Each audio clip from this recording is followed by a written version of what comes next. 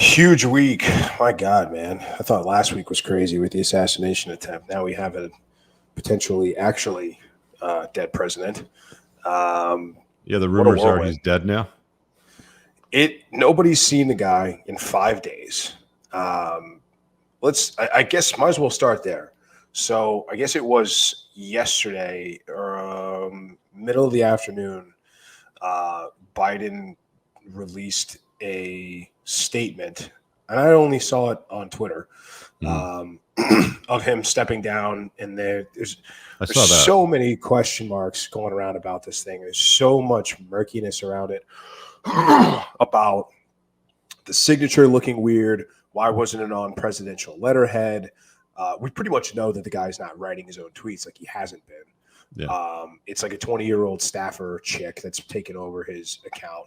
And then in his release, he didn't endorse Kamala Harris, but in his Twitter, he endorsed her for the Democratic nominee. So, but there's so much going on. There's rumors just swirling. Nobody's seen the guy. Now we're hearing that they had grounded some air traffic over the last week, that he was in critical condition as far as his health goes. Now there's even reports, people thinking that the guy is either on death's door or he's already dead.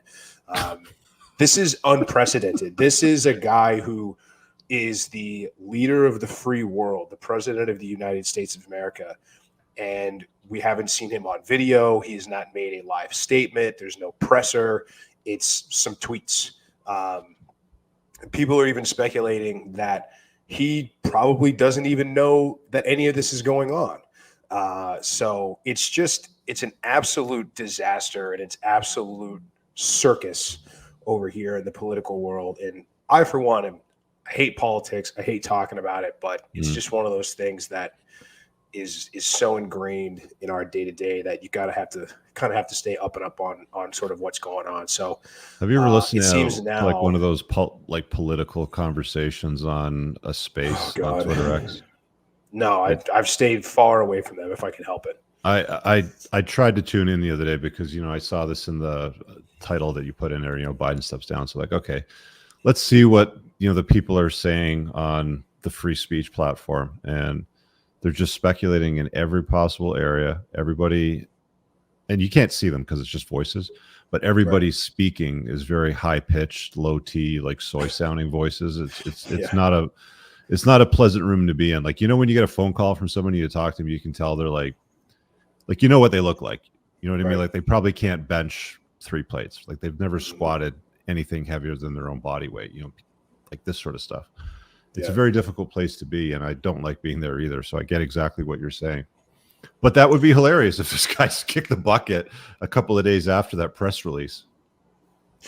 Yeah, I mean, this is something that's never been seen before, and everybody is now saying that. I mean, there's rumors swirling that the Obamas are behind everything, and Kamala Harris is going to be the nominee, and like Michelle Obama is going to be the VP pick. I mean, there's just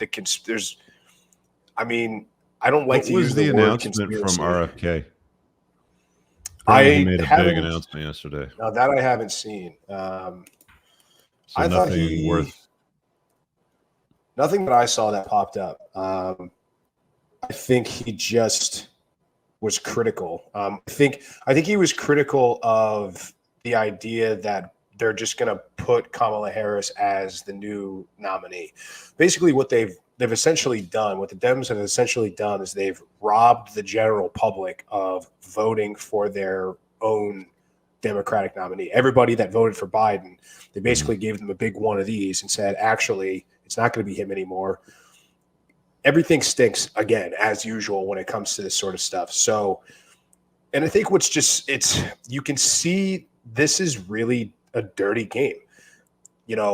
These people over the last 6 months, 8 months, 4 years even, have done nothing but drill into the public's brains how mentally capable Joe Biden is, how smart he is, how he has all of his facilities.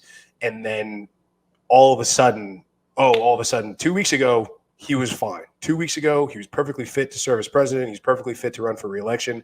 And now all of a sudden, the guy might be dead, right? That's what we're dealing with at this point.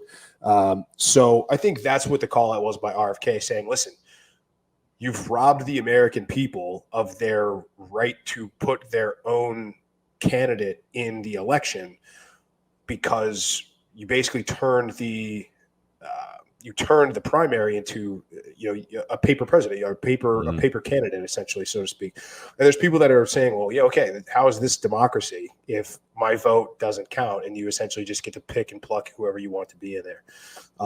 So yeah, it's going to be an interesting fall season. All right, guys, I really hope that you enjoyed that clip. If you want to check out the full-length podcast episode, you can find that right over here. Also, make sure you visit my website over here where you'll find my supplements, the opportunity to book me privately one-on-one for coaching, and most importantly, my new School of Unplugging, which you'll find on the courses tab. Newer to the channel, hit subscribe.